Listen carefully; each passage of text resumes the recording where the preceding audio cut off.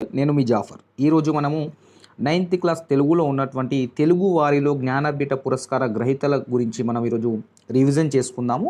ఇక మనము క్లాస్లోకి వెళ్దాము. 9th క్లాస్ తెలుగులో ఇది మనకు అట్ట మీద ఉంటుంది. ఒకసారి రివిజన్ చేసుకుందాం వారి గురించి. కవి సామ్రాట్ విశ్వనాథ సత్యనారాయణ గారు. ఇతను తెలుగులో జ్ఞానపీఠ అవార్డు పొందిన ప్రథమ వ్యక్తి ఎవరు అంటే కవి సామ్రాట్ విశ్వనాథ సత్యనారాయణ గారు. ఈయనది కృష్ణా జిల్లా నందమూరు గ్రామంలో జన్మించారు. ఇతని తండ్రి పేరేమో శోభనాద్రి, తల్లి పేరేమో పార్వతమ్మ.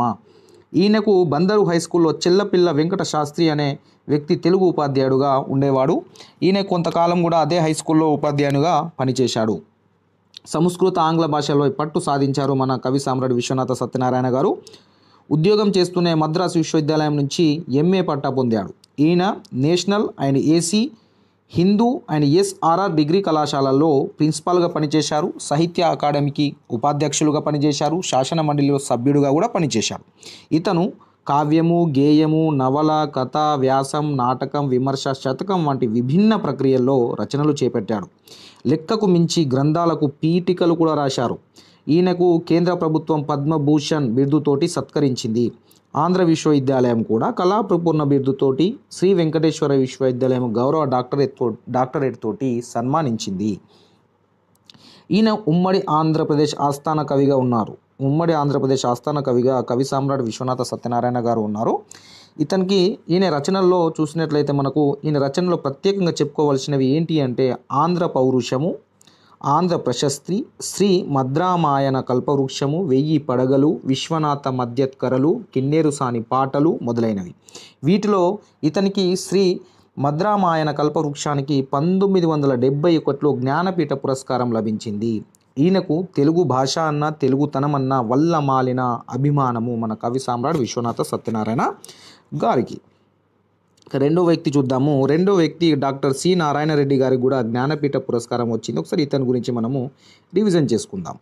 ఇతను చూడండి, ఊపిరి ఆడడం లేదు, ఉక్కపోస్తుంది, ఏసీ గదిలో కారణం తెలుస్తుంది, కవిత రాయలే దివాలా అని కవిత్వం రాయనిదే ఉండలేనిది సింగిరెడ్డి నారాయణ రెడ్డి గారు సినారేగా మనకు సాహిత్య అభిమానులకు సుపరిచితుడు.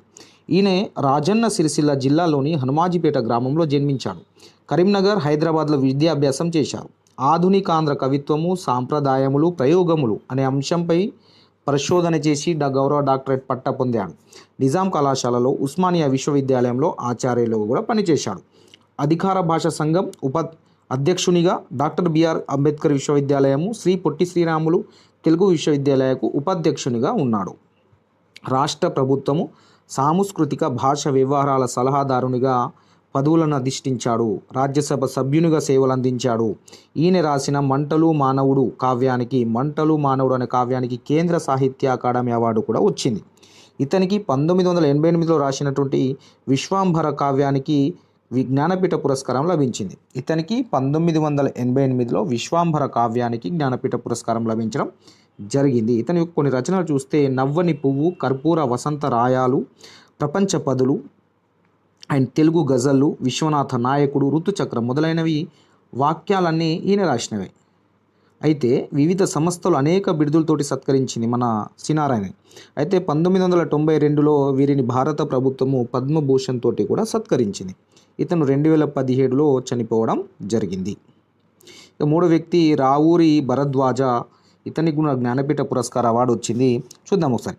ఈయన అవిభక్త హైదరాబాదు సంస్థానపు పరిటాల జాగీర్లోని మోగులూరు గ్రామంలో జన్మించారు. ఇతని తండ్రి పేరేమో కోటయ్య, తల్లి పేరేమో మల్లికాంబ. పెరిగిందేమో గుంటూరు జిల్లాలోని తాడికొండ గ్రామంలో. పుట్టకూటి కోసం వ్యవసాయ కూలీగా, పశువుల కాపరిగా, రంపంలాగే పనివాడిగా, పేపరు బాయ్గా కూడా పనిచేశాడు.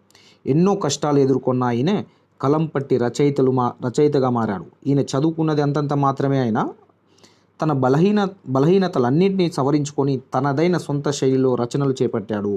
పిల్లలకు, పెద్దలకు పాపులర్ సైన్స్ పుస్తకాలు, అనేక కథలు, నవలలు రాశాడు.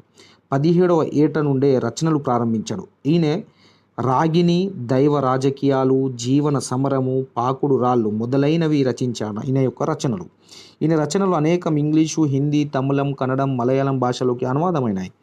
3 విశ్వవిద్యాలయాలు వీరికి గౌరవ డాక్టరేట్ పట్టాలు ఇచ్చి సత్కరించాయి.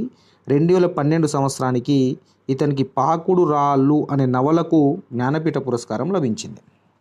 మన రావూరి భరద్వాజ గారికి పాకుడు రాళ్ళు నవలకు జ్ఞానపీఠ పురస్కారాన్ని 2012లో లభించడం జరిగింది.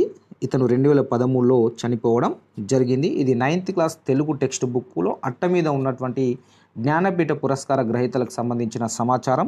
Thank you so much.